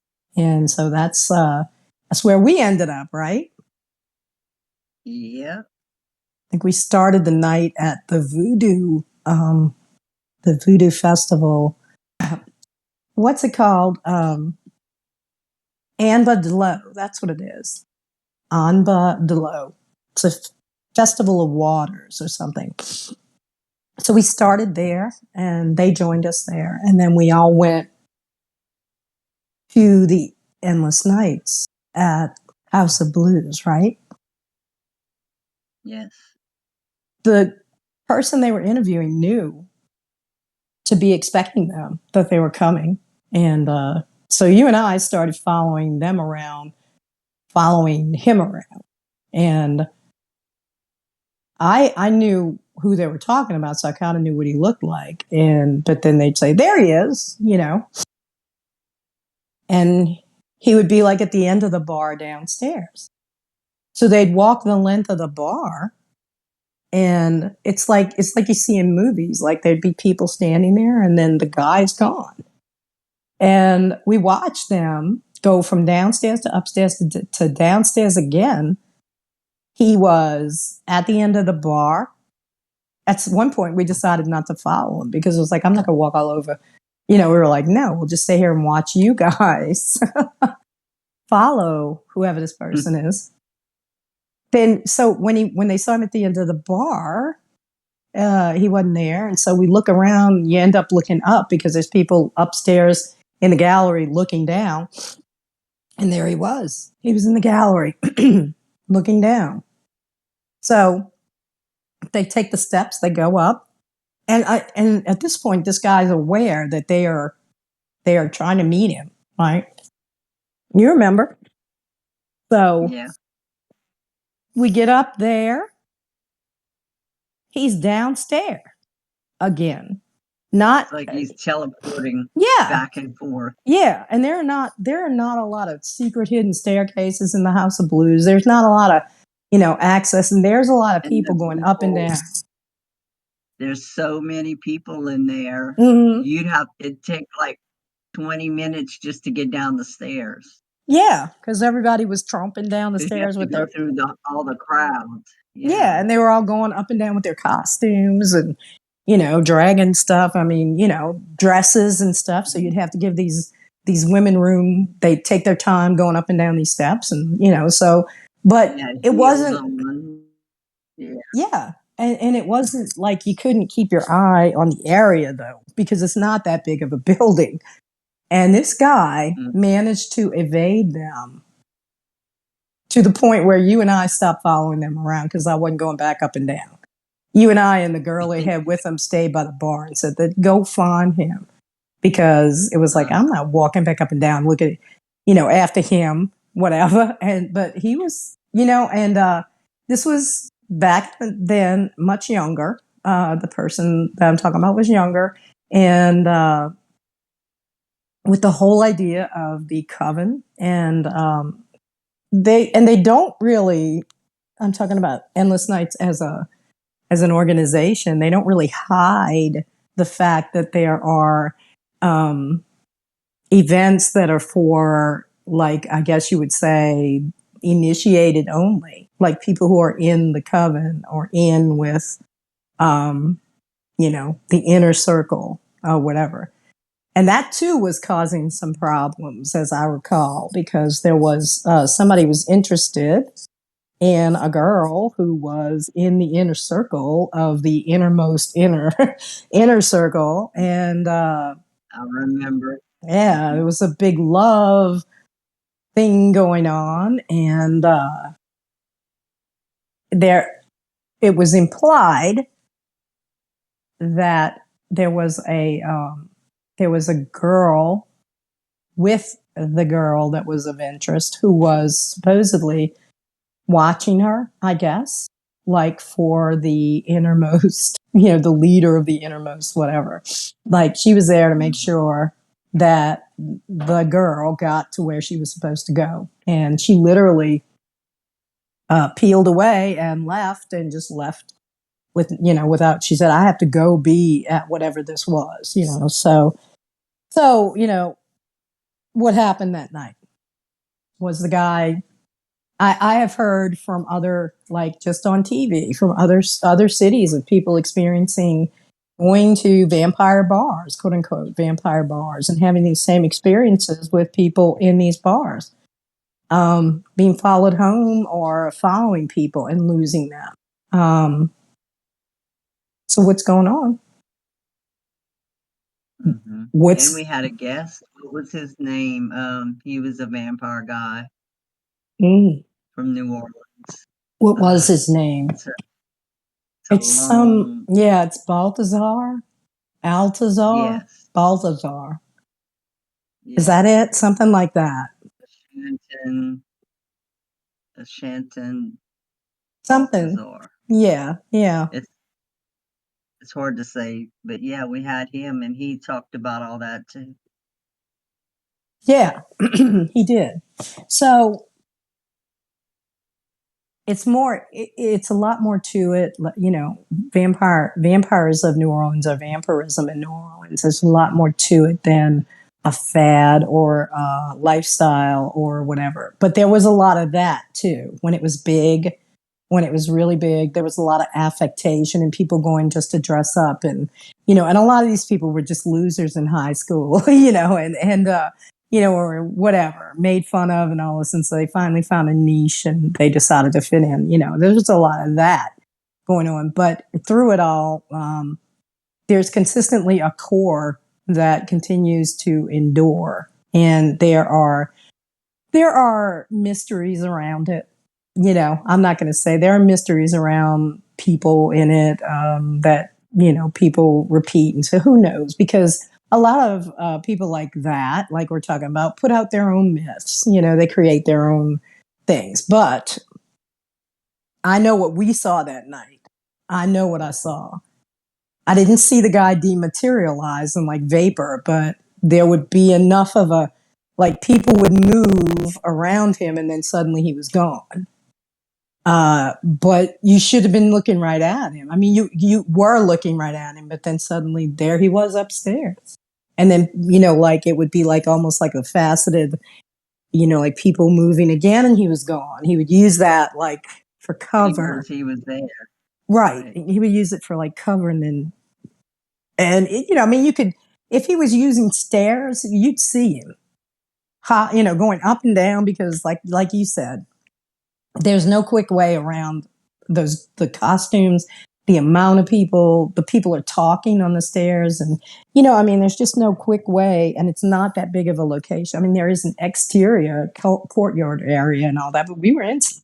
And I think finally, the final place we saw him, and I remember this because they went upstairs and then there he was when we went upstairs, and we came back down, then they went somewhere else because he was somewhere else over there. And then we were standing by the bar looking at the stage. They were upstairs again, or at the back. They were like way in the back of past the bar, and he was in front of the stage. The guy was like right in front of us, in front of the stage. And they had just gone off past the bar all the way like into the hinterlands, like over, underneath the gallery and all. Because there's another bar, I think, down there. They were over there, and he was in front of us, in front of the stage. We were like, I mean, it was kind of comical. I didn't want to laugh, but it's like this, he just doesn't want to be interviewed. Is that maybe that's it? Or maybe because there was some romance involved and jealousy and stuff. Maybe, he was using his vampire magic to mess with their minds. Well, he was certainly up to something. And I say that as somebody who I've seen voodoo and I've seen people do stuff, and I know it can be done. And Dean, we started talking, we've been seeing stuff since we were little. So this wasn't any magician's sleight of hand. This man there's only one way to say it. He was materializing and dematerializing in different areas. And I think, maybe being surrounded by all the people. And it was on Halloween. Right? And so all that energy is and all of them are up to something too. A lot, I mean, the vast majority of those people are into the occult, one way or the other, some form of magic, whatever, multiple forms. You just don't know, but they're all into it. There's a very small percentage that are just in it to dress up and have fun. The other ones are involved in it in ways in their lives. So there's a lot of that was going on. And feeding off of all that, it was something to see. I mean, I wish if I would have been filming it, it wouldn't have shown up. That's the only, if we would have been recording it or taking pictures, it wouldn't have shown up. but it was definitely something to see. So that's our New Orleans vampire stories. That's our ghost stories, I guess, for this Halloween. And this is going to be a spooky Halloween too. So I don't know. That's it. So any of y'all down there, you really have to watch out. There are crazy people who think they're vampires. But there's, and if anybody has stories, scary stories, get a hold of me and Alyne on Facebook and give us your stories. Or you can write them down in the comments. If you've listened to this whole show, share them in the comments. If you have stories about New Orleans and or if you're from here, I'd love to hear them. Yeah, I'd love to hear them and compare notes. But by and large, I mean, we live in a magical area, and both of us, because Southwest Louisiana is a show into itself. I mean, we could talk another night all about everything that's up there, And I mean, we've got werewolves in New Orleans too. Well, there was a guy who claimed to be a werewolf. That's an whole other story.